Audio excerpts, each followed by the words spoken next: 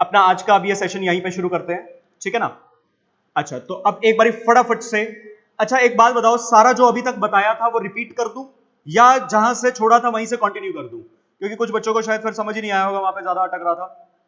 मैं एक बारी फटाफट से रिपीट कर देता हूं फिर एक बारी, ठीक है जी। ओके जी, ओके, कोई बात नहीं सौरभ, सुन ले एक बारी दोबारा, कोई दिक्कत थोड़ा ना है, नाराज तो नहीं होगा। सुनो फिर मेरी बात।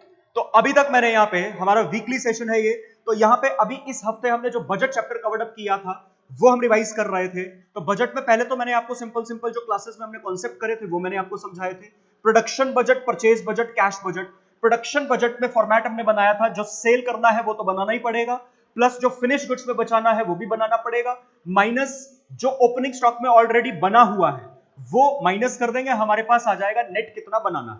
उसके बाद purchase budget, raw material required for production वो करा था, plus closing stock of raw material जो बचाना है वो भी खरीदना पड़ेगा, माइनस जो ओपनिंग में ऑलरेडी बना पड़ा है, सॉरी जो ओपनिंग में ऑलरेडी खरीदा पड़ा है वो माइनस कर देंगे, हमारे पास आ गया था नेट कितना खरीदना है।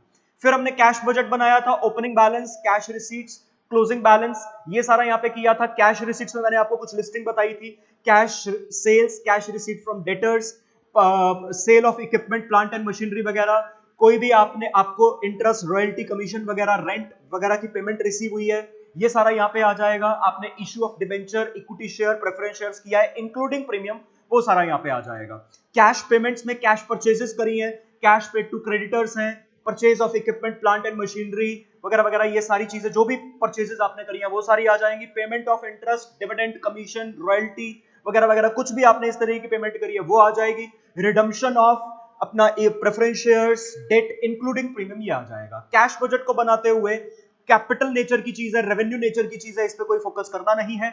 आज अगर कोई पेमेंट कर रहे हो, रिसीव कर रहे हो, चाहे वो पहले की थी चाहे वो आने वाले टाइम की है, आज अगर उसको किया है आपने या रिसीव किया पेमेंट को, तो उसका इंपैक्ट आज की आज आ जाएगा कैश बजट बनाते हुए, ये हमने किया था। उसके बाद मैंने क्वेश्चंस की नुएंसेस को डिस्कस करना शुरू किया था, जहां पे मैंने सबसे पहले क्वेश्चन पिक किया था कि आपको याद होगा एक क्वेश्चन था, क्वेश्चन नंबर 9 था शायद हमारी बुक का, जिसमें आपसे प्रोडक्शन बजट, परचेज बजट, इस तरीके कई सारी बजट बनाने के लिए क्वेश्चन ने बोला था। लेकिन इस क्वेश्चन में आपके पास सेल की यूनिट्स नहीं थी, सेल की रेशो थी, ठीक है ना।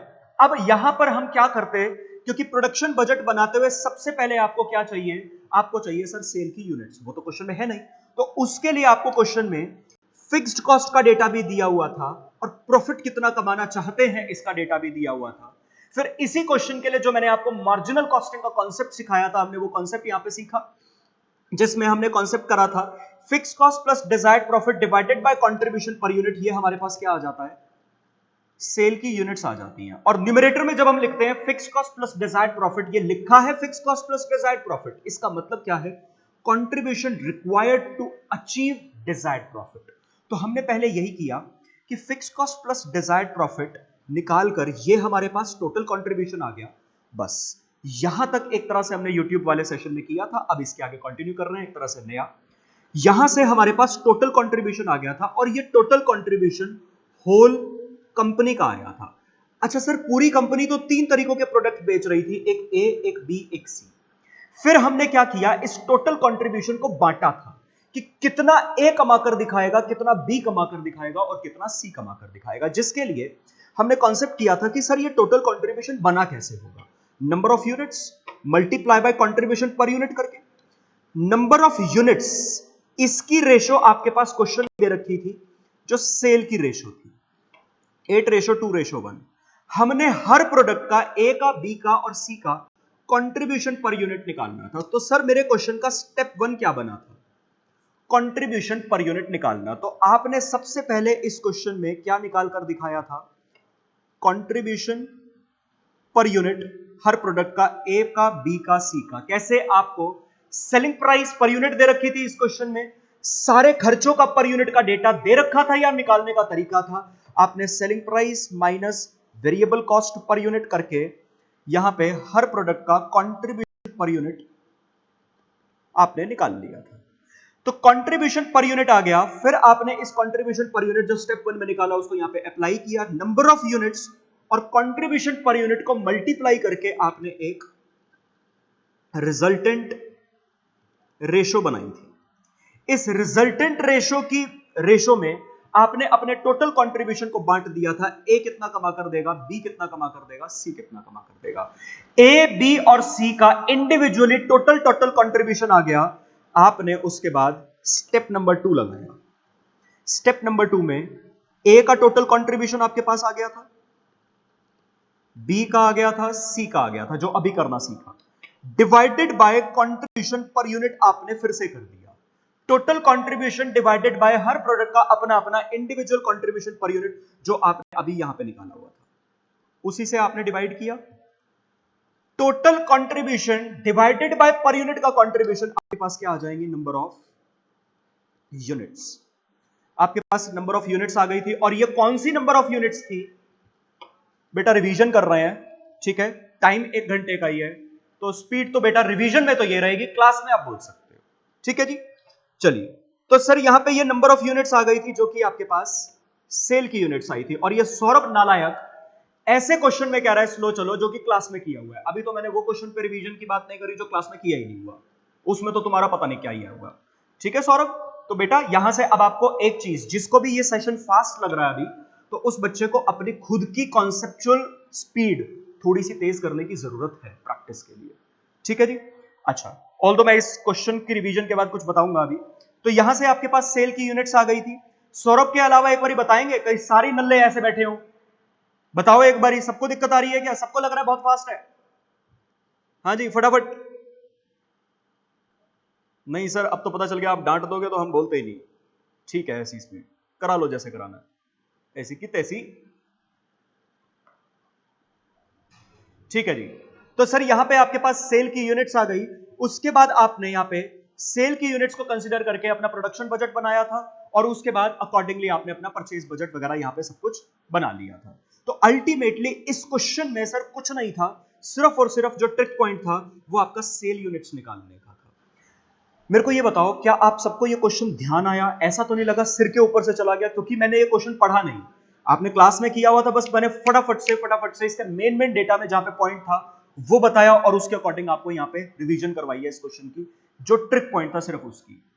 सभी को क्लियर हो गया? ख्याति ने लिख दिया नो सर यस सर, जो समझना समझ लो।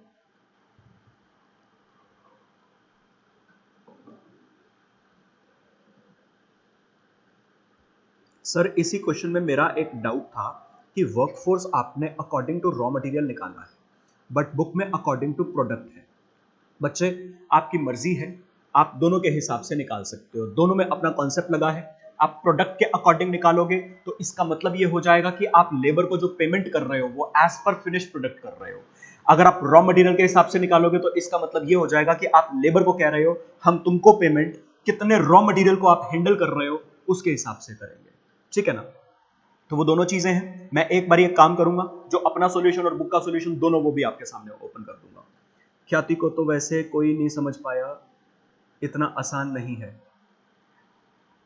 देखो हम कोशिश भी नहीं करेंगे इसलिए, ठीक है। अच्छा, अभी इतनी बात में ना मैं आपको सिर्फ इतना समझाना चाह रहा था कि आप जब खुद से भी रिवीजन करेंगे ना, अभी तो ये वाली रिवीजन मैं करवा रहा हूं, आखिरी एक रिवीजन जस्ट पेपर से पहले भी मैं करवाऊंगा, लेकिन बीच में और रिवीजन आपको करनी है, तो कैसे करनी है? अब आप खुद से भी अगर घर पे बैठते हैं आज इस रिवीजन को समअप करना है इन चैप्टर्स को, तो सबसे पहले जो भी क्लास में कॉन्सेप्ट्स हुए ना आपको वो समअप करने हैं।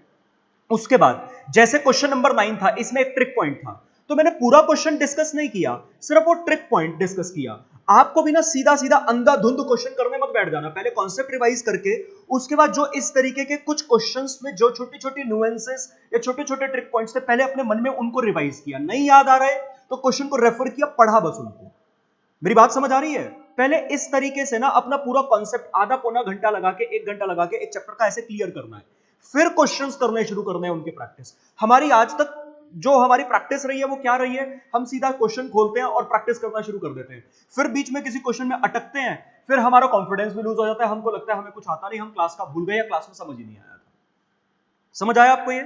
अच्छा, उसके बाद सर आपको याद होगा एक क्वेश्चन हमने किया था यहां पे, जैसे मैंने आपको जो बजट बनवाने सिखाए उसमें मैंने कहीं पे भी डायरेक्ट वेज बजट बनाना नहीं सिखाया, लेकिन क्वेश्चन आए जिनमें आपको डायरेक्ट वेजेस बजट भी बनाने को बोला हुआ था, ठीक है। तो सर डायरेक्ट वेजेस बजट बिल्कुल आपका सेम लाइंस पर बनता है जिन लाइंस पर आपका रॉ मटेरियल कंजम्पशन बनता है। कैसे सर? बड़ी सिंपल सी बात, आप मान लो 3 प्रोडक्ट बना रहे हो ए बी सी, आपने प्रोडक्शन बजट में, जैसे ए के रेफरेंस से निकाल रहा हूं, और मान लो 2 तरीकों के लेबरर्स हैं, एक स्किल्ड है एक अनस्किल्ड है। अब ये आपने सीखा हुआ है सर फॉर्मेट कैसे बनता है, जिसके लिए काम कर रहे हो उसके बेसिस पे फॉर्मेट बन जाएगा। आप प्रोडक्शन बजट बना रहे हो तो फिनिश गुड्स के लिए काम कर रहे हो, तो जितने फिनिश गुड्स उतने कॉलम पर्टिकुलर्स के अलावा। आप लेबर के लिए काम कर रहे हो, डायरेक्ट वेज बजट बनाते हुए, तो जितने लेबरर्स उतने कॉलम पर्टिकुलर्स के अलावा। तो मैंने कहा मान लो 2 तरीकों के लेबरर्स हैं, तो प्रोडक्शन कितनी यूनिट्स की करनी है, मल्टीप्लाई बाय स्किल्ड लेबरर को एक यूनिट बनाने के लिए कितना टाइम लगाना पड़ेगा, मान लो 2 घंटे। और प्रोडक्शन बजट में आपने निकाल रखा होगा ए की कितनी यूनिट्स बनानी है, मान लो 1000, तो स्किल्ड लेबरर ए बनाने के लिए 2000 घंटे लगाएगा। इसी तरीके से ए की 1000 यूनिट्स बनानी थी, एग्जांपल है, मल्टीप्लाई बाय मान लो ए की 1 यूनिट बनाने के लिए अनस्किल्ड 1 घंटा ही लगाएगा, तो अनस्किल्ड ए की सभी यूनिट्स बनाने के लिए जो कि प्रोडक्शन बजट की थी 1000 घंटे लगाएगा। इसी तरीके से बी की, इसी तरीके से सी की। आपके पास स्किल्ड लेबरर टोटल कितने घंटे काम करेगा और अनस्किल्ड लेबरर टोटल कितने घंटे काम करेगा, आपके पास नंबर ऑफ आवर्स आ जाते थे। फिर आप इसको मल्टीप्लाई कर देते थे रेट पर आवर से, जो भी क्वेश्चन में दिया होता था, आपके पास टोटल वेजेस आ जाते थे और ये आपका डायरेक्ट वेज बजट बन जाता था। इसी तरीके से एक क्वेश्चन था, शायद क्वेश्चन नंबर 9 ही था, उस क्वेश्चन में आपसे डायरेक्ट वेज कॉस्ट बजट के साथ साथ आपसे नंबर ऑफ लेबरर्स भी मांगा हुआ था। याद है, एक क्वेश्चन में आपसे नंबर ऑफ लेबरर्स भी मांगा हुआ था डायरेक्ट वेज बजट के साथ साथ। तो सर उस क्वेश्चन में क्या करेंगे, जो आपने यहां पे स्किल्ड लेबरर के टोटल नंबर ऑफ आवर्स निकाले हैं, टोटल आवर्स वो लिखो, जो अनस्किल्ड के टोटल आवर्स निकाले हैं वो लिखो। अब sir unskilled given time duration में टोटल इतने घंटे काम करेगा, स्किल्ड गिवन टाइम ड्यूरेशन में टोटल इतने घंटे काम करेगा, डिवाइडेड बाय एक लेबरर। मान लो ये जो टोटल घंटे आए हैं वो आपके 1 महीने के हैं, तो आप निकाल लो एक लेबरर 1 महीने में कितने घंटे काम करेगा। जैसे उस क्वेश्चन में दिया हुआ था कि एक लेबरर एक दिन में 8 घंटे काम करता है, ऐसा क्वेश्चन में दिया हुआ था, और 1 महीने में 25 दिन काम करना है। तो सर एक लेबरर हर एक दिन 8 घंटे काम करेगा, तो 25 दिन कितने घंटे काम करेगा, 200 घंटे आ गया था। तो एक बंदा 1 महीने में 200 घंटे काम करेगा, जबकि टोटल इतने घंटे काम करवाना है, तो बड़े सारे लोग हायर करे होंगे, तो डिवाइडेड बाय 200 घंटे, यहां पे भी डिवाइडेड बाय 200 घंटे, आपके पास नंबर ऑफ लेबरर्स आ गया था। बस ये ध्यान रखना, अगर आपके पास ये जो टोटल आवर्स हैं ये 1 महीने के नहीं है, मान लो 1 साल के हैं, तो यहां पे जो एक लेबरर कितने घंटे काम करेगा ये निकालोगे, तो वो 1 महीने का नहीं 1 साल का निकालोगे फिर अकॉर्डिंगली। ठीक है, बिल्कुल सही वंशिका। मेरे को बताओ ये वाली बात भी समझ आई, कोई दिक्कत तो नहीं इसमें? हाँ जी, चलिए जी, ठीक है जी। उसके बाद हमने यहां पर एक क्वेश्चन और किया था, जिसमें आपको याद होगा जो हमने कंबाइंड क्वेश्चन किया था अभी लास्ट क्लास में, स्टैंडर्ड कॉस्टिंग एंड बजट का लाइव क्वेश्चन, कंबाइंड क्वेश्चन था। बड़ा ही आसान क्वेश्चन था सर ये। पहली बात तो इस तरीके के क्वेश्चंस में आपको सबसे पहले क्या करना आना चाहिए, डेटा को सेग्रीगेट करना आना चाहिए। सेग्रीगेट मतलब कौन सा डेटा आपका बजट रेलेवेंट डेटा है, कौन सा डेटा आपका एक्चुअल रेलेवेंट डेटा है, सबसे पहले तो आपको ये सेग्रीगेट करना है। जैसे वो क्वेश्चन किया था, वो तो मैंने बुक में क्वेश्चन दिया हुआ था तो सेग्रीगेटेड था, एक पॉइंट तक सारा डेटा बजट का था, उस पॉइंट के बाद का सारा डेटा एक्चुअल था। पेपर में ना कई बार घुमा फिरा के ना बीच बीच में डेटा देता है, तो आप ना ऐसे में, वैसे मना करा जाता है कि क्वेश्चन पेपर पे कुछ लिखना नहीं होता, आप पेंसिल से थोड़ी बहुत नोटिंग कर लेना, पूरा ऐसे नोटिंग मत कर लेना कि किसी को देख के लगे चीटिंग कर रहे हो, नॉर्मल नोटिंग कर लेना, आइडेंटिफाई करने के लिए कि कौन सा डेटा बजटेड है, कौन सा डेटा एक्चुअल है। उसके बाद सबसे पहले जब बजट की रिक्वायरमेंट्स थी, उसमें आपको याद होगा प्रोडक्शन बजट बनाना था पहले पार्ट में। प्रोडक्शन बजट बनाने के लिए आपको सबसे पहले क्या चाहिए था, सेल्स, वो तो आपको क्वेश्चन में दे रखी थी।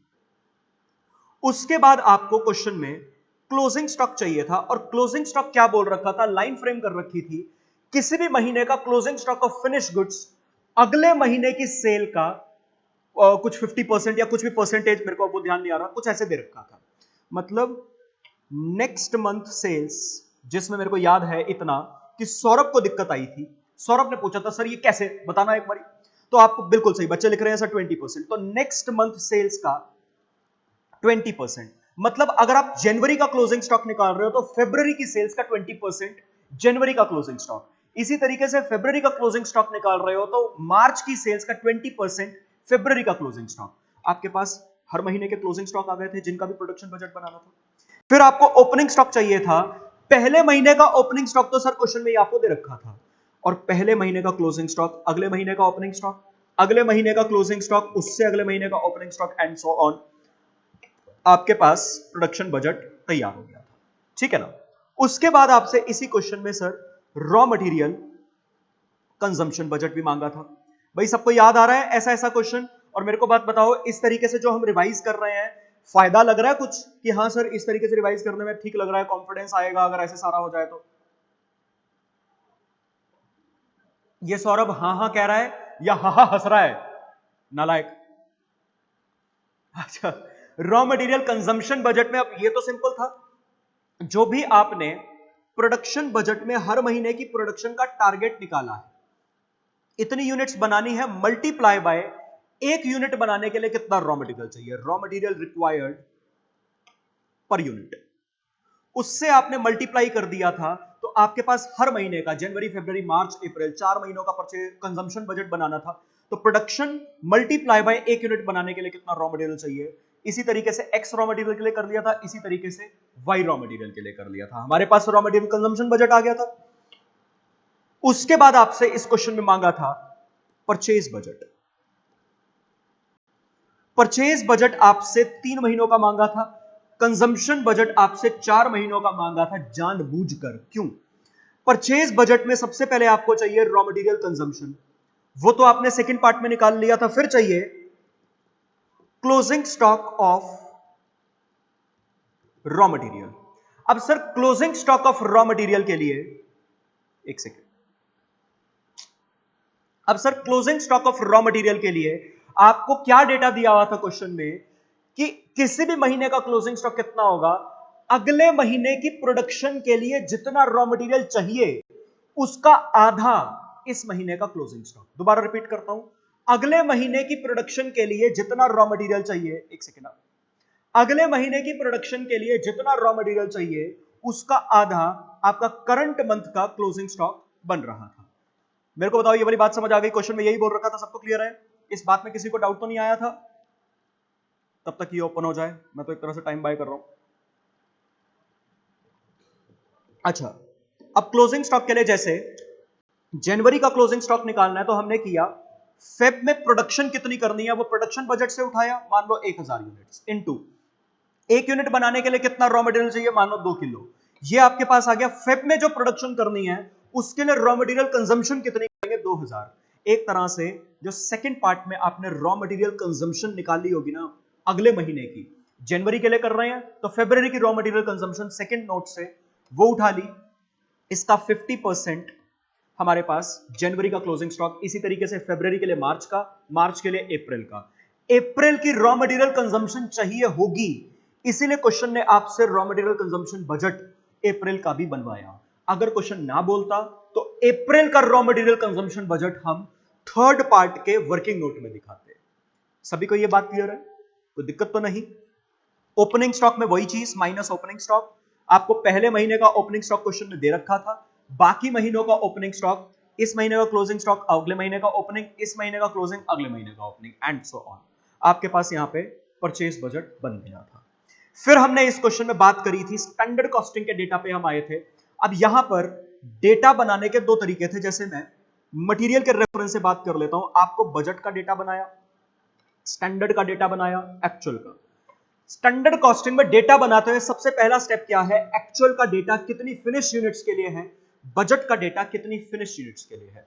मान लीजिए एक्चुअल में 40,000 यूनिट्स बनी, तो बजट का डेटा कितनी यूनिट्स के लिए है, अब वो आपको करना है। उसके लिए पहली चीज, अब मैं छोटे छोटे पॉइंटर्स आपको बता रहा हूं जहां पे गलतियां होती हैं। सर ये जो एक्चुअल का डेटा है कि 40,000 यूनिट्स एक्चुअली में बनी है, पहले आप क्वेश्चन में फोकस करिएगा, ये कितने महीनों का दे रखा है, ये 2 महीनों का है, 3 महीनों का है, 4 महीनों का है, कितने महीनों का है। तो क्वेश्चन में ये डेटा 3 महीनों का दे रखा था कि एक्चुअली में 3 महीनों में 40,000 यूनिट्स बनी है। तो अब जो आपको बजट भी उठाना है वो कितने टाइम का उठाना है? 3 महीनों का उठाना है। तो आप अपने पहले पार्ट पर गए जिसमें आपने प्रोडक्शन बजट बनाया था 3 महीनों में। आपने 3 महीनों का प्रोडक्शन बजट बना रखा है, जनवरी, फरवरी, मार्च। तीनों महीनों की जो जो प्रोडक्शन बजट में आई है यूनिट्स, उनका एडिशन किया, आपने निकाला 36,300 आया था इस क्वेश्चन में कि इतनी यूनिट्स का फिर हमारा बजट बना है। पेपर में ना क्वेश्चन आपके साथ यही खेलेगा, बजट बनवाया होगा प्रोडक्शन बजट 3 महीनों का, जबकि एक्चुअल में लिख देगा 2 महीने। तो अगर एक्चुअल की प्रोडक्शन 2 महीनों की है तो सर बजट भी ना, आपने भले ही 3 महीनों का बनाया था प्रोडक्शन, लेकिन उसमें से 2 महीनों की प्रोडक्शन यूनिट्स आप उठाएंगे। ठीक है जी। अब सर बजट 36,300, एक्चुअल 40,000, तो स्टैंडर्ड भी कितनी यूनिट्स का? 40,000। तो आई गेस आपको साथ साथ क्लियर हो गया। पहली कंफ्यूजन, पहली गलती, यहां पे बहुत ज्यादा गलती होती है, तो ध्यान रखिएगा, डिटेल में डेटा को पढ़िएगा। अच्छा, उसके बाद फिर हमने यहां पे डेटा बनाना शुरू किया, मटेरियल का, लेबर का, वगैरह वगैरह। अब उसमें भी एक्चुअल का तो आपको सीधा सीधा दे रखा था कि कितनी क्वांटिटी लगी, क्या रेट है, क्या अमाउंट है। ये आपको क्वांटिटी और अमाउंट दे रखा था, तो रेट आपके पास बैलेंसिंग फिगर आ गया था सारे मटेरियल्स में। इसी तरीके से लेबर के केस में। वात्सल्य अभी थोड़ी देर में रिपीट करता हूं फिर, ठीक है ना, एक बार यहां पे कंप्लीट करता हूं फिर रिपीट करता हूं, ठीक है वात्सल्य। अच्छा, उसके बाद बजट में, अब बजट में डेटा बनाने के लिए मटेरियल का या किसी का भी, उसके लिए आपके पास थे दो तरीके। पहला तरीका तो यह था 36,300 यूनिट्स बनाने के लिए कितना मटेरियल लगना चाहिए। एक्स भी मटेरियल था, वाई भी मटेरियल था। तो उसके लिए पहला तरीका तो यह था, आप सर बजट बना चुके हो तो आपने रॉ मटेरियल कंजम्पशन बजट बनाया है, जिसमें आपने निकाला है जनवरी में कितनी कंजम्पशन करेंगे रॉ मटेरियल की, फेब में कितनी कंजम्पशन करेंगे, मार्च में कितनी कंजम्पशन करेंगे और अप्रैल में कितनी कंजम्पशन करेंगे। ये आपने 4 महीनों का बनाया था। लेकिन आप जो यहां पे डेटा बना रहे हो वो कितने महीनों के हिसाब से बना रहे हो? सर वो तो 3 महीनों के हिसाब से बना रहे हैं। एक्चुअल में प्रोडक्शन भी 3 महीनों की हुई है, तो 40,000 यूनिट्स बनाने के लिए जो रॉ मटेरियल यहां पे दिया होगा वो भी तो 3 महीनों का है। इसी तरीके से बजट में भी कितनी महीनों की यूनिट्स हैं? 3 महीनों की यूनिट्स कंसीडर करी है सर आपने कंपेरेबल बनाने के लिए। तो जो रॉ मटेरियल की कंजम्पशन उठाओगे वो भी कितने टाइम की उठाओगे? वो भी सर 3 महीनों की उठाएंगे। निकाल कितने महीनों की रखी है? 4 महीनों की। कंसीडर 3 महीनों की करेंगे। एक्स के लिए इन तीनों महीनों की जो जो रॉ मटेरियल कंजम्पशन आपने निकाल रखी थी वो ऐड करी और वो यहां पर लिख देंगे। रेट आपको बजटेड रेट या स्टैंडर्ड रेट क्वेश्चन में दे रखा था, आपके पास बजटेड खर्चा आ जाएगा। यहीं से स्टैंडर्ड का डेटा आपके पास बन जाएगा। कैसे? यहां पर जो आपने यूनिट्स का सबमिशन लिखा है, इतनी टोटल यूनिट्स मटेरियल एक्स की लगेंगी डिवाइडेड बाय 36,300 यूनिट्स बनाने के लिए। तो अगर यही बजट 40,000 यूनिट्स का बना होता तो कितनी यूनिट्स की कंजम्पशन होती? और अल्टीमेटली यहां पे आपने क्या किया, ये क्या था, बजट के अकॉर्डिंग इतना रॉ मटेरियल लग रहा है इतनी यूनिट्स बनाने के लिए, तो ये है बजटेड रेशो। उसको अप्लाई आपने किस पे किया है? एक्चुअल यूनिट्स पे। ठीक है जी।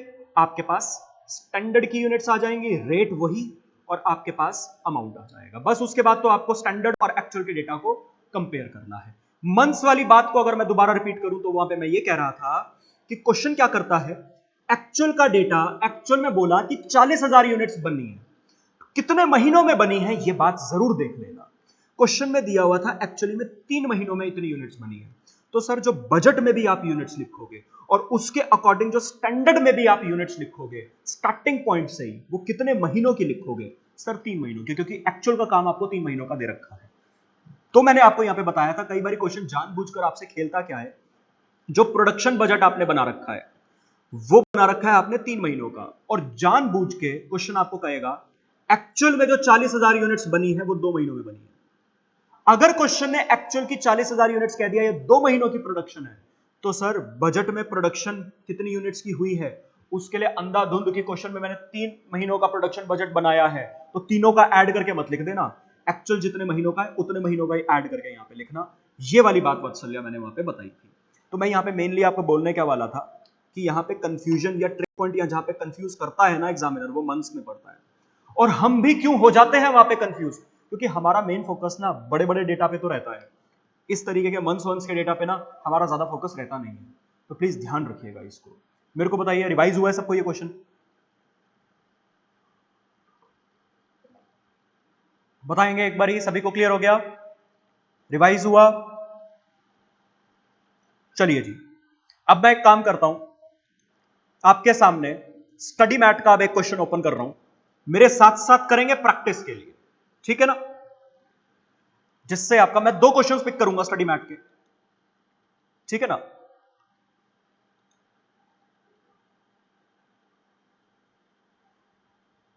मेरे को एक बारी ना साथ साथ ये भी बताएंगे एक बारी कि इस तरीके से अगर मैं हर वीक सेशंस कंडक्ट करता रहूं, आपको पर्सनली सच में फायदा है, लग रहा है या नहीं? और अगर ऐसा भी है कि अभी पता नहीं चल रहा है, एक बारी पूरा हो जाए फिर सोचेंगे, तो भी बता देना, ताकि मैं नेक्स्ट सेशन फिर उसी के अकॉर्डिंग करूंगा। क्योंकि ये सेशन मैं अपने अकॉर्डिंग नहीं है, मैं बिल्कुल आपके अकॉर्डिंग करना चाहता हूं, जिससे आपको कॉन्फिडेंस आए। क्लास मेरे अकॉर्डिंग, सेशन आपके अकॉर्डिंग।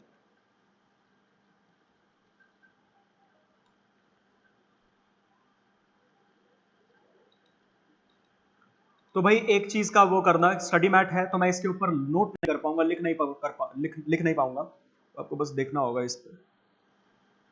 जी राहुल, जितने भी सेशंस होंगे सब कुछ होगा, सबकी रिकॉर्डिंग यूट्यूब पर आपको मिल जाएगी, ठीक है ना? ऑल्दो मैं आपको ग्रुप्स में भी लिंक डाल दूंगा, ठीक है?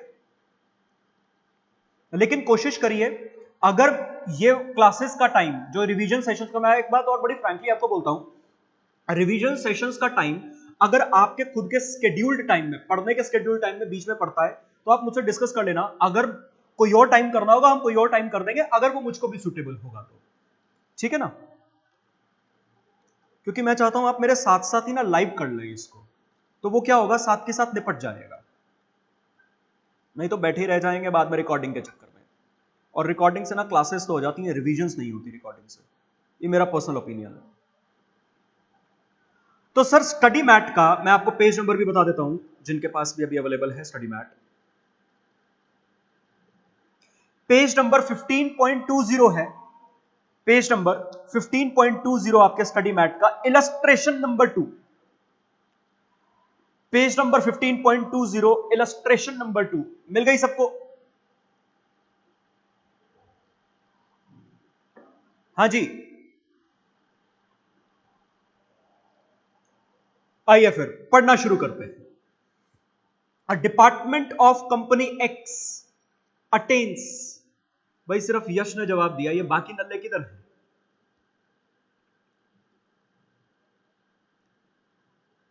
अगर स्टडी मैट ओपन नहीं कर रहे तो चलो यहीं से कर लो फिर, अब कोई बोल ही नहीं रहा है, मैं स्टार्ट कर रहा हूं। A department of company x attains sale of rupees 6 lakh at 80% of its normal capacity and its expenses are given below। तो सर 80% की कैपेसिटी पर स्टडी मैट, एक सेकेंड, बजट इलस्ट्रेशन 2, तो इसमें आपको बोला हुआ है 80% की कैपेसिटी पर काम करके हम 6 लाख रुपए की सेल कर लेते हैं। उसके बाद आपको कुछ खर्चों का डेटा दिया हुआ है, इसी 80% की कैपेसिटी पर काम करते हुए एडमिन का खर्चा, office salaries, general expenses, depreciation, rate and taxes, इसी तरीके से सेलिंग का खर्चा, इसी तरीके से डिस्ट्रीब्यूशन कॉस्ट का खर्चा। आपसे मांगा है prepare flexible administration, selling and distribution cost budget operating eight 90%, 100% और 110% कैपेसिटी। मैंने जानबूझकर आपको कॉन्सेप्ट रिवाइज करवाते हुए फ्लेक्सिबल बजट का कॉन्सेप्ट नहीं बताया, मैंने सोचा स्टडी मैट का ये क्वेश्चन कर लेंगे। तो क्वेश्चन ने आपसे कहा है यही कॉमन डेटा यूज करते हुए आप फ्लेक्सिबल बजट बनाइए 90% कैपेसिटी पर, 100% कैपेसिटी पर और 110% कैपेसिटी पर। सर फ्लेक्सिबल बजट होता क्या है? सेम डेटा को कंसीडर करते हुए अलग अलग यूनिट्स पर एक बजट बनाना। बस यहां पर आपको ध्यान क्या रखना है, अगर तो कोई खर्चा सर वेरिएबल खर्चा है, वो तो डिफरेंट डिफरेंट कैपेसिटी पर वेरिएट करेगा। मैंने 90% कैपेसिटी पर ऑपरेट किया तो उस हिसाब से खर्चा आएगा, ज्यादा कैपेसिटी पर ऑपरेट किया ज्यादा खर्चा आएगा। लेकिन अगर कोई फिक्स्ड खर्चा है तो मैंने ज्यादा काम किया या कम काम किया या नहीं किया या कुछ भी किया, खर्चा रिमेन्स द सेम। मेरी बात समझ आई आपको? इसका बस ध्यान रखना, इसी पॉइंट को रिवाइज करवाने के लिए ये क्वेश्चन मैं आपको करवा रहा हूं। आइए तो सर सबसे पहले शुरू हो जाइए खुद से, जहां पे कंफ्यूज होंगे वहां पे मेरा सॉल्यूशन रेफर करना है, ये आपकी खुद की प्रैक्टिस के लिए है। फ्लेक्सिबल बजट,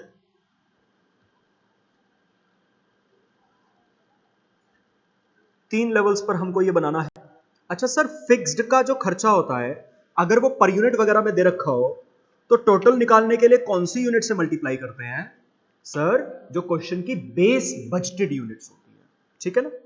तो 90% पे बनाना है, 100% पे बनाना है, 110% पे बनाना है।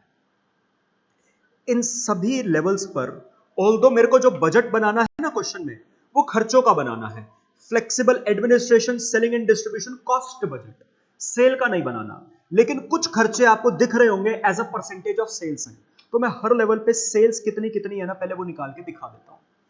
तो सर 80% की कैपेसिटी पर आपकी सेल थी 6 लाख रुपए की, तो 6 लाख डिवाइडेड बाय 80% करेंगे, इतने से आपकी 100% के लेवल पे सेल्स आ गई। इसका 90% करेंगे, आपकी 90% पे सेल्स आ जाएंगी।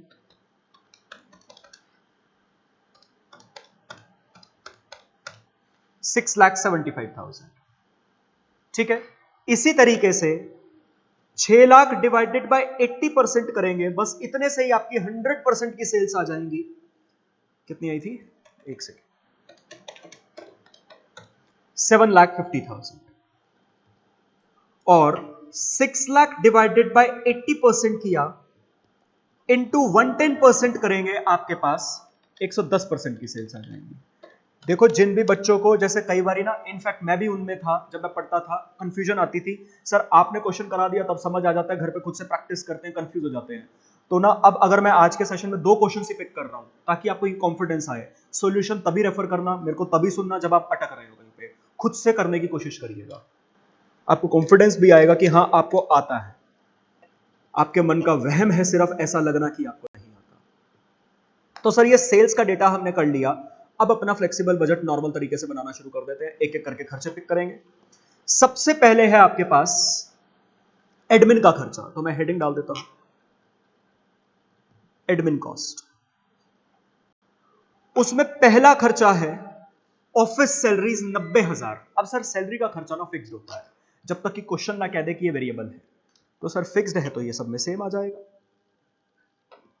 90,000, चाहे 100% पे काम किया चाहे 110% पे काम किया, क्योंकि फिक्स्ड है, ठीक है जी। नेक्स्ट खर्चा है आपके पास जनरल एक्सपेंसेस, जो कि 2% ऑफ सेल्स है, तो ये वेरिएबल है, ब्रैकेट में वेरिएबल लिख देता हूं, 2% ऑफ सेल्स, तो 6,75,000 का 2% 13,500, यहां पे 7.5 लाख का 2% 15,000, और यहां पे 8,25,000 का 2% 16,500, ठीक है जी। अच्छा, इसके बाद फिर आपके पास है डिप्रिसिएशन। अब ये तो फिक्स्ड होता है सर, तो डिप्रिसिएशन ये खर्चा फिक्स्ड है 7,500।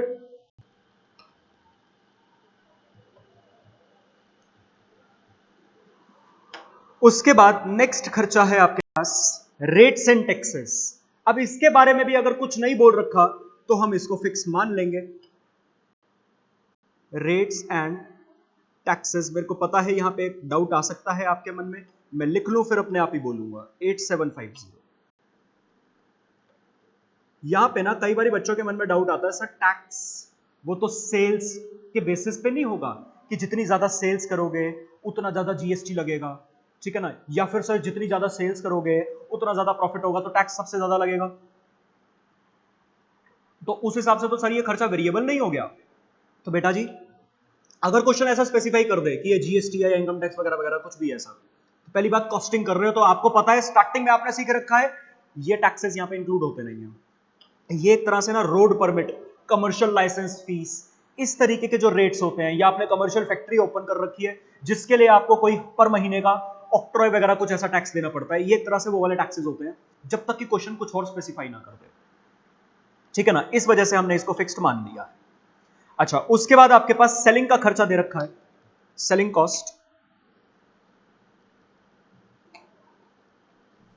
तो सेलिंग कॉस्ट में सबसे पहले है आपके पास सैलरीज, जो कि यहां पर अब 8% ऑफ सेल्स है, तो ये वेरिएबल हो गया।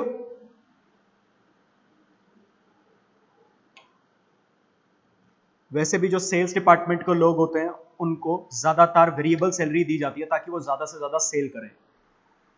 तो 8% है 6,75,000, इसका 8% 54,000, फिर उसके बाद 7.5 लाख, उसका 8% 60,000, फिर उसके बाद 8,25,000, उसका 8% 66,000, ठीक है ना। अच्छा, उसके बाद नेक्स्ट खर्चा है आपके पास ट्रेवलिंग एक्सपेंसेस। सेलिंग में सारे खर्चे परसेंटेज ऑफ सेल्स दे रखे हैं, तो सारी वेरिएबल है। ट्रेवलिंग एक्सपेंसेस बिल्कुल सही सार्थक, ये भी वेरिएबल। कितना है ये? 2% ऑफ सेल्स। तो 6,75,000 इंटू 2%, 13,500, 7,50,000 इंटू 2%, 15,000, 8,25,000 इंटू 2%, 16,500। नेक्स्ट खर्चा है फिर आपके पास sales office expenses, 1% of sales.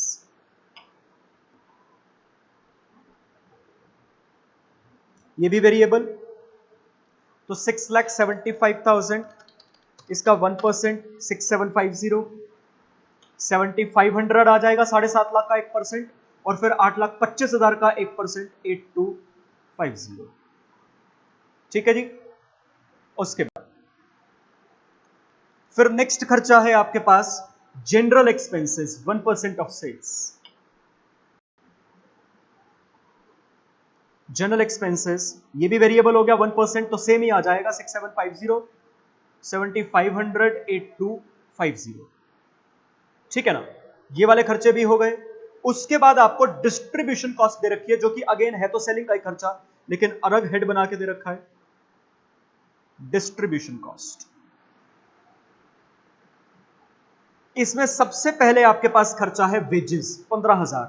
अब परसेंटेज ऑफ सेल्स नहीं दे रखा तो फिक्स है, तो सब लेवल्स में 15,000 लिख देंगे।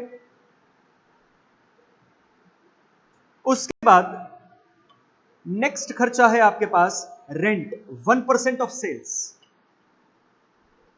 तो ये सेम ही आ जाएगा 1% वाली वैल्यू जो यहां पे निकाल रखी है। वेरिएबल है, लिख देता हूं इसके आगे, वेजेस फिक्स था, लिख देते हैं इसके आगे 6,750, 7,500, 8,250। उसके बाद नेक्स्ट खर्चा है आपके पास अदर एक्सपेंसेस, 4% ऑफ सेल्स, ये भी वेरिएबल है।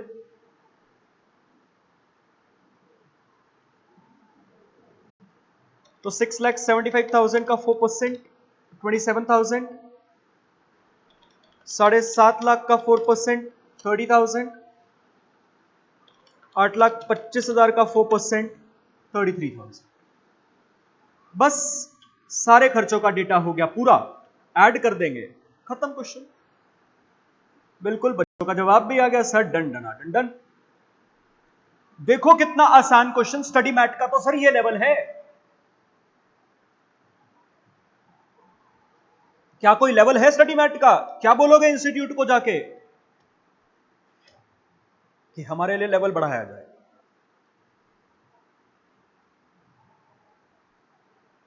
जी सर, तभी मैं कहता हूं उसको बेस बना के अगर आपने कर लिया, अगर वो बुक कर डाली, तो भाई हो गया फिर सब कुछ।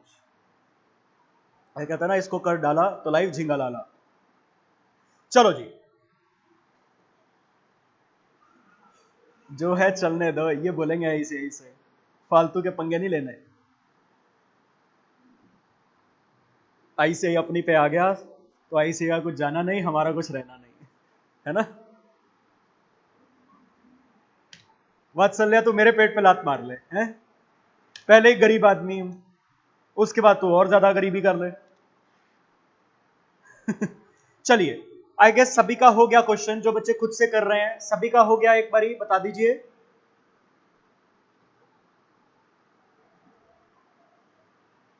चलिए एक क्वेश्चन और पिक करते हैं फिर। आज के इस सेशन का फिर लास्ट क्वेश्चन पिक करेंगे, उसके बाद मैं आपको कुछ टारगेट बताऊंगा, आपको खुद से करने हैं वो क्वेश्चंस। और कल संडे है तो आपको पता होगा आपकी एक्स्ट्रा क्लास है, कितनी देर की है वो आपको मैसेजेस में पता चल जाएगा। हाँ जी सार्थक, चलिए इलस्ट्रेशन नंबर 3 पे आइए। अब ये इलस्ट्रेशन ऐसा सोच के करनी है कि पेपर में ये क्वेश्चन आ गया, क्योंकि ये ना सिंपल मतलब स्लाइड ट्रिक पॉइंट है इस क्वेश्चन में, और ट्रिक पॉइंट भी नहीं है। अगर आप क्वेश्चन का मतलब समझ गए ना तो सर फिर इस क्वेश्चन में कुछ नहीं है, मतलब नहीं समझ पाए तो इससे टफ क्वेश्चन कोई हो नहीं सकता। तो इस क्वेश्चन को ना, नया क्वेश्चन है, मेरी बुक में भी नहीं है, स्टडी मैट में है क्वेश्चन, तो ऐसा सोच के करेंगे, पेपर में आ गया, आप कैसे दिमाग चलाना है, ठीक है ना। इलस्ट्रेशन नंबर 3, बाकी बातें बाद में, पहले इस क्वेश्चन पे आप फोकस करेंगे। आइए ध्यान से पढ़ेंगे। अब मैं बिल्कुल ना वैसे पढ़ रहा हूं एक स्टूडेंट की तरह, जैसे मैं आपसे चाहता हूं कि पेपर में आप वैसे क्वेश्चन करें, और टाइम नोट करके क्वेश्चन करेंगे कि हमें 10 मिनट में कोशिश करनी है इस क्वेश्चन को निपटाने की। तो 6:04 हुए हैं, शुरू करते हैं। Action plan manufacturers normally produce 8,000 units of the product in a month. अब ना जो मैं यहां पे लिख रहा हूं वो आपके माइंड में चलना चाहिए। तो सर नॉर्मली 8,000 यूनिट्स बनाते हैं। For the month of January, they had planned for a production of 10,000 units. Normally sir 8,000 units बनती हैं, लेकिन जनवरी के लिए प्लान किया है कि 10,000 यूनिट्स बनाएंगे, प्लान से कहीं ज्यादा। Owing to a sudden cancellation of a contract in the middle of the January, they could only produce 6,000 units in January. Sir actually में जनवरी में हम सिर्फ 6,000 यूनिट्स बना पाए क्योंकि कॉन्ट्रैक्ट कैंसिल हो गया था। मेरा यहां तक का मेन क्रक्स डेटा क्या है, नॉर्मली 8,000 यूनिट्स बनाते हैं, जनवरी के लिए प्लान की थी 10,000 यूनिट्स, बनाई है 6,000। ठीक है जी, जी सर। इनडायरेक्ट मैन्युफैक्चरिंग कॉस्ट, कहीं पे भी बच्चे आपको किसी को भी क्वेश्चन का डेटा नहीं समझ आए तो ऐसा नहीं है भागते रहना है, 10 मिनट में करने का मतलब ये नहीं है कि समझ ही ना आए, पूछ लेना। Indirect manufacturing cost are carefully planned and monitored in the machine shop, and the foreman of the shop is paid a 10% of the savings in bonus when in any month the indirect manufacturing cost incurred is less than the budgeted provision. Sir इस बात में question क्या कह रहा है कि जितना भी हमारा मशीन शॉप में मतलब वर्कशॉप में खर्चा होता है, वो इनडायरेक्ट खर्चा जो भी होता है उसको हम केयरफुली प्लान करके चलते हैं, ठीक है, नॉर्मल बात। उसके अलावा ना सर जो हमारी वर्कशॉप है उसको मैनेज करने के लिए हमारा एक फोरमैन है, उस फोरमैन को हम बोनस देते हैं सर। बोनस पहली बात देंगे कब, जब किसी भी महीने अगर प्लान्ड खर्चा ज्यादा हो और एक्चुअल खर्चा कम हो।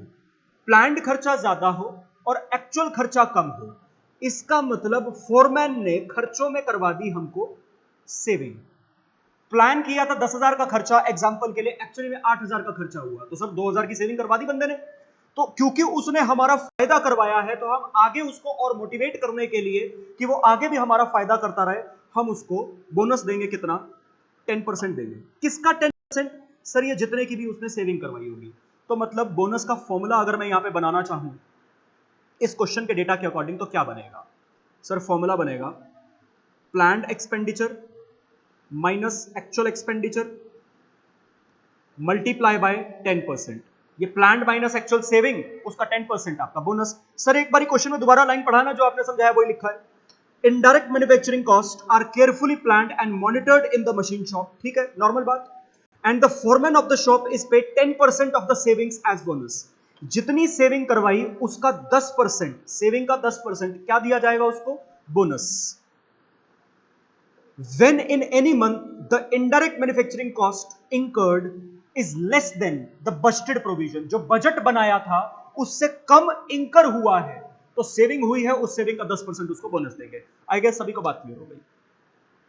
अब the foreman has put in a claim that he should be paid a bonus of ₹88.50 for the month of January. Foreman भाई साहब कहते हैं जनवरी के लिए हमको बोनस पे किया जाए 88.5 का। ये फोरमैन ने क्लेम डाल दिया है। फोरमैन ने अगर ये क्लेम डाला है बोनस के लिए, इसका मतलब उसने सेविंग करवाई होगी, ऐसा फोरमैन को लग रहा है। बड़ी सिंपल सी बात है, फोरमैन को बोनस कब देंगे? जब उसने सेविंग करवाई होगी। तो सर फोरमैन ने अगर क्लेम डाला है 88.5 के बोनस का, मतलब फोरमैन को लगता है उसने सेविंग करवाई है, तो वो बोनस मांग रहा है। सिंपल बात। जी sir. The works manager wonders how anyone can claim a bonus when the company has a lot of sizable contract, has lost a sizable contract. जैसे ही फोरमैन ने कंपनी में ये क्लेम डाला कि मेरे को बोनस दो, तो जो यहां पे वर्कशॉप मैनेजर है उसको बड़ी दिक्कत हो गई इस क्लेम से। क्या दिक्कत हो गई? उसको दिक्कत ये हुई कि सर जनवरी में हमने प्रोडक्शन प्लान करी थी 10,000, जबकि एक्चुअली में आपने प्रोडक्शन करी है सिर्फ 6,000। क्यों? क्योंकि आपने जनवरी में जो 10,000 की प्रोडक्शन करनी थी वो तब होती अगर सब कुछ सही से चलता। आपको एक कॉन्ट्रैक्ट मिला हुआ था, वो लॉस्ट हो गया आपसे, वो कॉन्ट्रैक्ट आपसे चला गया। तो मैनेजर के मन में ये है कि यहां तो नुकसान दिख रहा है। 10,000 की प्रोडक्शन सेल सोची थी जबकि हुई 6,000 की प्रोडक्शन सेल। फोरमैन कह रहा है मेरे को बोनस दो। ऐसा उसके मन में कैसे आ गया? आई गेस आपको यहां तक की सारी बात क्लियर हुई है। The relevant figures are as under. आपको अब कुछ डेटा दिया हुआ है। Expenses for a normal month. Normal month मतलब जब 8,000 यूनिट्स बनती हैं तब क्या क्या खर्चे होते हैं आपको वो दे रखे हैं। मतलब इस पहले कॉलम में expenses for a normal month जो दे रखा है, ये एक तरह से 8,000 यूनिट्स के हिसाब से ये खर्चे हैं। ठीक है जी। उसके बाद second column planned for January, जो ये इस कॉलम में प्लान्ड फॉर जनवरी वाले कॉलम में जो आपको खर्चे दे रखे हैं, ये सर कितनी यूनिट्स पे हैं? ये सर 10,000 यूनिट्स पे हैं, क्योंकि ये प्लान्ड था 10,000 यूनिट्स। और उसके बाद जो तीसरा कॉलम है एक्चुअल इन कॉस्ट जनवरी, जनवरी ये जो तीसरे कॉलम में आपको खर्चा दे रखा है, ये कितनी यूनिट्स पे है खर्चा? 6,000। काफी बच्चे ना यही बात मेरे को लगता है नहीं समझ पाते हैं कि ऐसे क्वेश्चन में जो ये 3 कॉलम्स दे रखे हैं ये कौन से खर्चे हैं। यहां पे एकदम ही कंफ्यूजन हो जाती है, भैया दे क्या रखा है? तो यहां पे सिर्फ एक बात आइडेंटिफाई करनी थी, क्या? कि कौन से कॉलम वाले खर्चे कितनी यूनिट्स में है। आई गेस आप सबको ये बात समझ आ गई है कि पहले कॉलम वाले नॉर्मल हैं 8,000 यूनिट्स पे, दूसरे कॉलम वाले प्लान्ड पे हैं 10,000 पे, तीसरे कॉलम वाले एक्चुअल पे हैं 6,000 पे। मेरे को बताइए यहां तक कि किसी बात में किसी भी बच्चे को कोई कंफ्यूजन बताइए।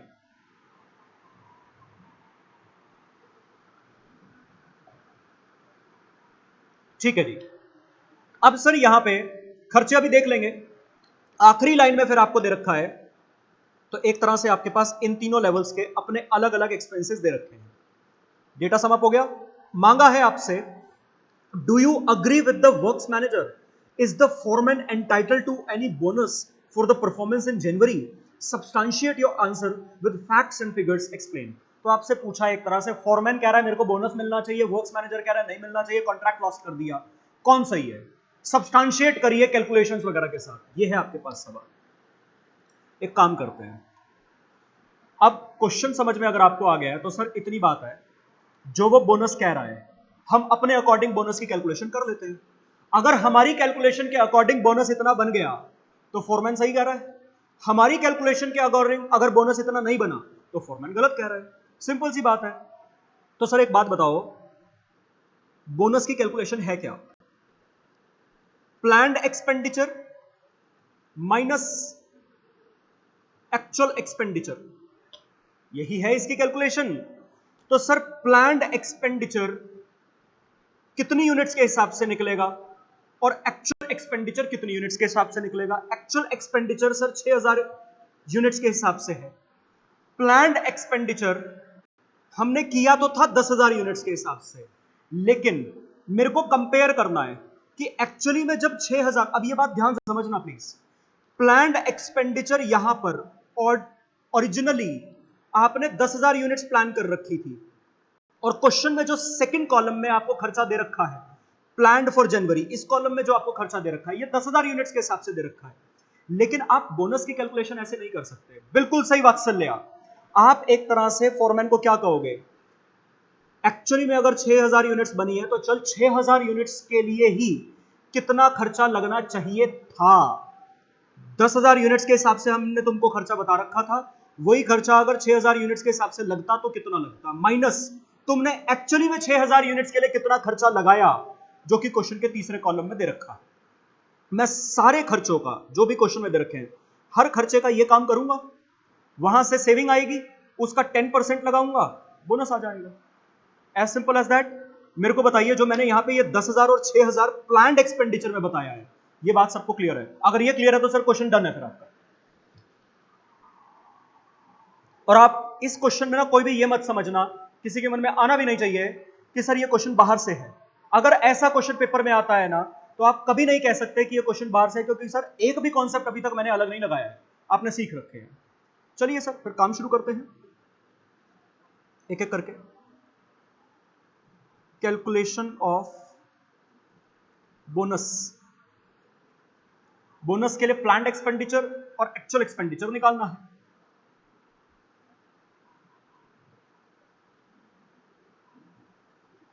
अब फॉर्मेट देखिए क्या बना रहा हूं मैं, पर्टिकुलर्स, यहां पे लिख रहा हूं प्लान्ड एक्सपेंडिचर फॉर 6,000 यूनिट्स, और यहां पे लिख रहा हूं एक्चुअल एक्सपेंडिचर फॉर 6,000 यूनिट्स। अगर आप इस क्वेश्चन का डेटा अच्छे से समझ लिए तो सर फिर आपके पास ना इस क्वेश्चन में कुछ बचेगा नहीं, क्योंकि अल्टीमेटली क्वेश्चन के डेटा से ही सर ये क्रक्स निकला था, जिस क्रक्स के फॉर्म में फॉर्मेट बनाया। और मैं यहां पे क्या निकालूंगा, सेविंग। हर खर्चे की सेविंग निकाल लूंगा, एंड में जो टोटल सेविंग आएगी उसका 10% करूंगा, बोनस आ जाएगा। बताओ कुछ है भी इस क्वेश्चन में? गजब बात, लेकिन है सर। अभी पहला खर्चा आपके पास क्या है, सैलरी ऑफ फोरमैन। फोरमैन की ही सैलरी है सर पहला खर्चा। अब अंधाधुंध आगे मत भाग जाना। अब पहली गलती पता क्या होती है बच्चे, यहां पे मोस्टली क्वेश्चंस में मैंने नोटिस किया है, एक कॉन्सेप्ट लगाना हमेशा भूल जाते हैं। सर पहले एक एक खर्चे को एनालाइज करोगे, वो फिक्स्ड है, वो वेरिएबल है, वो सेमी वेरिएबल है। अगर वो सेमी वेरिएबल है तो सर उसको सेग्रीगेट करोगे फिक्स्ड में और वेरिएबल में, क्योंकि यहां पे जो ये प्लान्ड एक्सपेंडिचर है ये है 10,000 यूनिट्स पे, और हमें यही प्लान्ड एक्सपेंडिचर निकालना है 6,000 यूनिट्स पे। अगर कोई खर्चा फिक्स्ड है तो जितना 10,000 यूनिट्स पे वो खर्चा है, 6,000 यूनिट्स पे भी उतना आएगा। लेकिन अगर कोई खर्चा वेरिएबल है तो वो 10,000 यूनिट्स पे ज्यादा होगा, 6,000 यूनिट्स पे कम निकलेगा। तो सर कैसे पता लगाते हैं कोई खर्चा फिक्स है या वेरिएबल है? अगर कोई खर्चा इन टोटलिटी कांस्टेंट रहता है, पर यूनिट वेरिएट करता है, तो वो फिक्स्ड। अगर कोई खर्चा पर यूनिट कांस्टेंट रहता है, इन टोटलिटी वेरिएट करता है, तो वो वेरिएबल। पहला खर्चा expenses for a normal month, पहले कॉलम में 8,000 यूनिट्स पे। प्लान्ड फॉर जनवरी, दूसरे कॉलम में 10,000 यूनिट्स पे। इन टोटलिटी में सर सेम है, पर यूनिट निकाल लो। ये खर्चा तो इन टोटलिटी सेम है, तो यहीं से फिक्स्ड पता चल गया। तो सर ये खर्चा यहां पे ब्रैकेट में लिख रहा हूं फिक्स्ड। तो चाहे 10,000 यूनिट्स बनाने के लिए आपने सोचा था 6,000 आएगा, चाहे 8,000 के लिए सोचा था, चाहे 6,000 के लिए सोचा था, खर्चा 1,000 ही है। और एक्चुअली में भी जब 6,000 यूनिट्स बनी तो सर खर्चा 1,000 ही आया, क्योंकि फिक्स्ड है, कहीं पे भी चेंज नहीं होगा, कोई सेविंग नहीं है यहां पे। ठीक है जी। अगला खर्चा इनडायरेक्ट लेबर।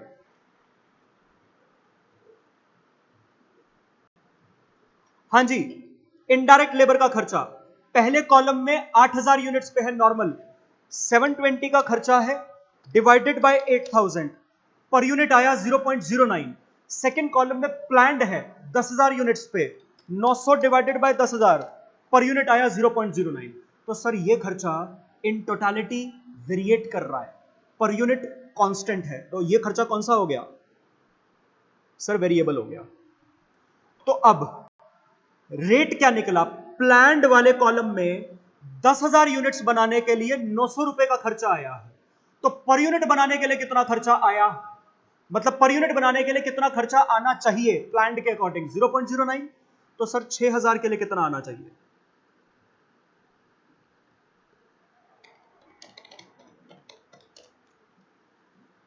सॉरी 540। एक्चुअली में 6,000 यूनिट्स बनाने के लिए कितना खर्चा आया? तीसरे कॉलम में आपको दे रखा है 600।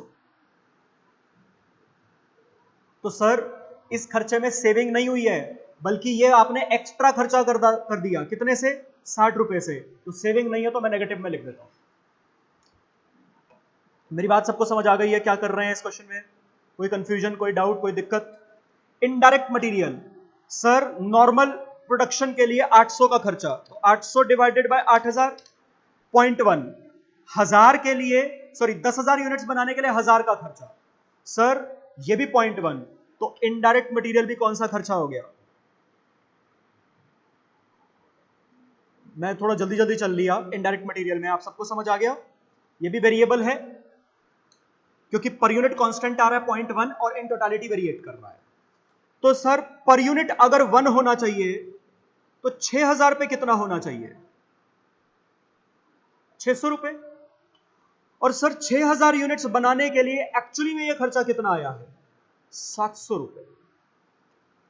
तो इस खर्चे में भी प्लान्ड था 6000 यूनिट्स के लिए 600, एक्चुअली में 6000 के लिए 700 हुआ। यह खर्चा भी सर 100 रुपए से आपने एक्स्ट्रा इंकर किया है, कोई सेविंग नहीं करवाई है।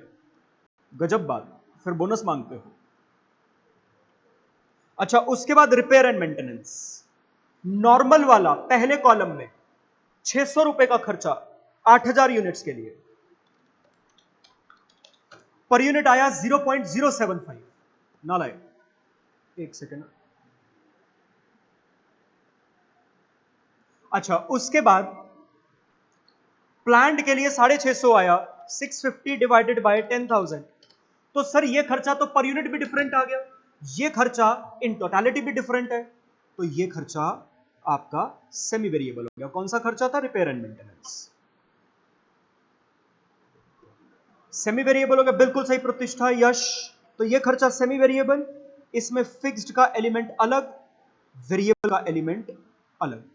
अब वेरिएबल का एलिमेंट निकालने के लिए फॉर्मूला क्या लगता है? Difference in cost divided by difference in units. याद है, यही फॉर्मूला लगता है सेमी वेरिएबल में से वेरिएबल का कंपोनेंट निकालने के लिए। तो sir difference in cost 650 minus 600, मेरे को मालूम है आधे नालायक ऐसे होंगे जो सोच रहे होंगे पता नहीं ये हो क्या रहा है, डिवाइडेड बाय 650 का खर्चा था 10,000 यूनिट्स के लिए और 600 का खर्चा था 8,000 यूनिट्स के लिए। तो पर यूनिट का रेट आ जाएगा 50 डिवाइडेड बाय 2000, 0.025। ठीक है जी। और यहीं से अगर पर यूनिट का वेरिएबल रेट 0.025 है तो 6000 यूनिट्स पे वेरिएबल कितना आना चाहिए? 6000 इंटू 0.025, ये आपके पास आ जाएगा 150। फिक्स्ड का खर्चा, अब फिक्स्ड का खर्चा चाहे आप ये वाले प्लांट के हिसाब से निकाल लो जनवरी वाला, या पहला कॉलम नॉर्मल के हिसाब से निकाल लो, दोनों में आंसर आपका सेम आएगा क्योंकि फिक्स्ड का खर्चा है, हर यूनिट पे सेम रहता है। मैं प्लांट पे निकाल लेता हूं, तो प्लांट वाले के हिसाब से टोटल खर्चा 650 माइनस सेमी वेरिएबल में से फिक्स्ड कैसे अलग करते हैं? टोटल खर्चा माइनस वेरिएबल कर दो, तो 650 टोटल खर्चा माइनस 10,000 यूनिट्स प्लांट वाले में इंटू पर यूनिट 0.025।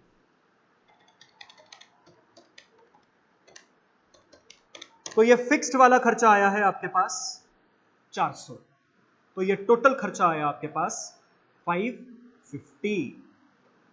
हाँ जी, सभी को समझ आया? ये कोई नई बात नहीं है, क्लासेस में आपने खूब सीख रखा है ये। और सर एक्चुअली में ये वाला खर्चा 6000 यूनिट्स के लिए कितना आया है? 600 रुपए का। सर इस खर्चे में भी आपने कोई सेविंग नहीं करवाई है, ये भी एक्स्ट्रा किया है 50 रुपए से। उसके बाद कोई दिक्कत तो नहीं है यहां तक की बातों में? उसके बाद पावर का खर्चा। अब सर पावर का खर्चा 800 रुपए है 8000 यूनिट्स पे, तो 0.1, और 875 है 10,000 यूनिट्स पे, वैसे अलग ही आएगा। तो ये भी पर यूनिट में भी अलग हो गया, टोटालिटी में भी अलग हो गया, ये भी सेमी वेरिएबल। तो इसमें भी फिक्स्ड वेरिएबल, अब मैं दोबारा फॉर्मूला नहीं कोट कर रहा हूं, directly computation. 875 minus 800, divided by 10,000 minus 8,000, ये रेट आ जाएगा 75 डिवाइडेड बाय 2000, 0.0375, तो 6000 यूनिट्स पे कितना?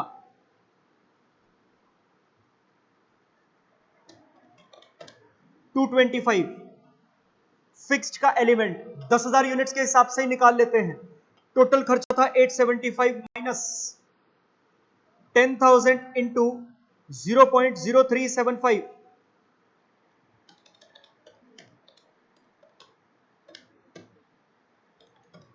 ये आ जाएगा 500, तो टोटल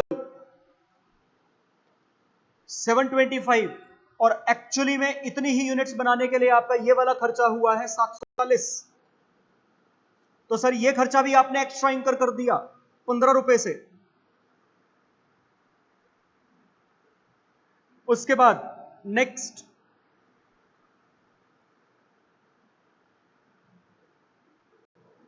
हाँ जी, टूल्स कंज्यूम्ड 320 और 40, 320 divided by 8000 per unit 0.04, 400 divided by 10,000 per unit 0.04, variable है सर ये खर्चा।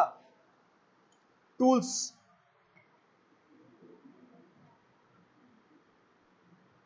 हाँ जी, 6000 इंटू 0.04, 240,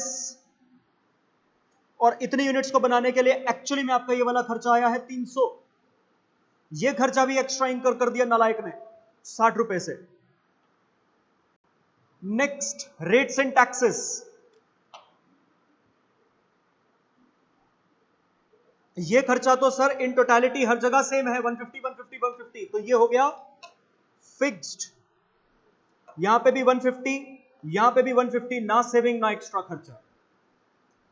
रेट्स एंड टैक्सेस के बाद डेप्रिसिएशन, ये भी हर लेवल पे सेम है, 800 800 800 फिक्स्ड। तो यहां पे भी 800, यहां पे भी 800, कोई सेविंग नहीं, कोई एक्स्ट्रा खर्चा नहीं। बिल्कुल सही ख्याति, ख्याति गुस्से में आ गई, बोनस काहे को मांगता है फिर? ख्याति तुम एक काम करो, जाके पीट दो उसको। लास्ट खर्चा इंश्योरेंस, ये भी फिक्स्ड।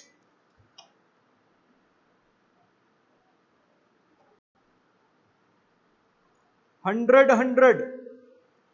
तो सर बताओ, गजब बात, सेविंग कितनी करवाई है नालायक ने? सेविंग नहीं करवाई है सर, एक्स्ट्रा खर्चा इंकर करवा दिया। Conclusion, as computed above, there is no saving in planned expenditure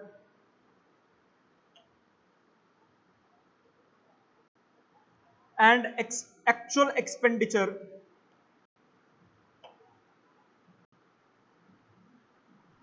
In fact,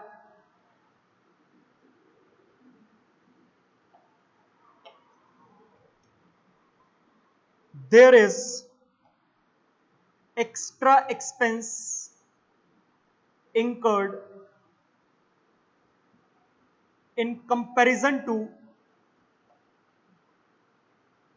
planned expenditure.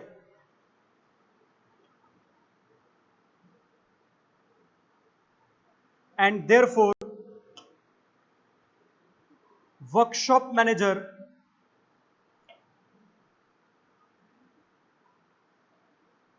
is correct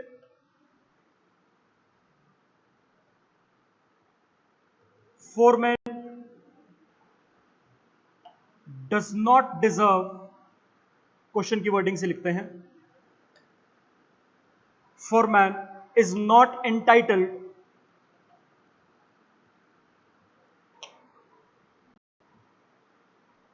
to any bonus, and this is it. Vatsalya, ये स्टार स्टार स्टार इसका मतलब क्या है? मैं नहीं समझा। ऑल्दो मैं समझ गया नले नालायक। बस सार्थक, बस गुस्सा नहीं। आई गेस आप सबको ये क्वेश्चन समझ में आया। अब आप देखो, पेपर में इस तरीके का क्वेश्चन आता है, इसका आंसर में कुछ नहीं है। मैं टाइम नोट कर रहा था, 6 बज के 12-13 मिनट तक तो मैं आपको क्वेश्चन ही समझाता रहा था, ठीक है। बाकी का टाइम हमें 10-12 मिनट हमें इस क्वेश्चन को करने में लगे। ऑल्दो क्लास में मैंने साथ साथ आपको समझाया भी है ये क्वेश्चन, तो थोड़ा ज्यादा टाइम लगा, लेकिन यहां पे अगर आप इस क्वेश्चन का मेन ट्रिक पॉइंट पकड़ गए, क्वेश्चन के डेटा में ही था जो, अगर आपने डेटा अच्छे से एनालाइज कर लिया तो सर ऐसे अलग क्वेश्चन भी आपके लिए पेपर में कुछ रहेंगे नहीं। तो इसलिए मैं आपको क्लासेस में भी बार बार बोलता आया हूं, रिवीजन में भी आपको बार बार बोल रहा हूं, प्लीज क्वेश्चन ढंग से एनालाइज करिएगा, आधा आंसर उसी में ही होता है। ठीक है जी, तो आज का ये सेशन यहीं पे खत्म करते हैं। खुद से बजट को आप रिवाइज करिएगा, पहले क्लास के जो क्वेश्चंस हैं वो करिए, फिर उसके बाद होमवर्क वाले क्वेश्चंस करिए, फिर जो एक्स्ट्रा प्रैक्टिस क्वेश्चंस हैं वो करिए, उसके बाद आप स्टडी मैट उठाएंगे, आपको एक भी क्वेश्चन अलग से करने वाला नहीं लगेगा। और तो 2 क्वेश्चन तो मैंने करा दिए, बाकी आप देखेंगे करने लायक है नहीं। जी वंशिका, वो मैं भेज दूंगा कल की क्लास से पहले पहले, I will send it out. ठीक है जी, बाय बाय। अब मिलते हैं ऐसे सेशन में अगले हफ्ते।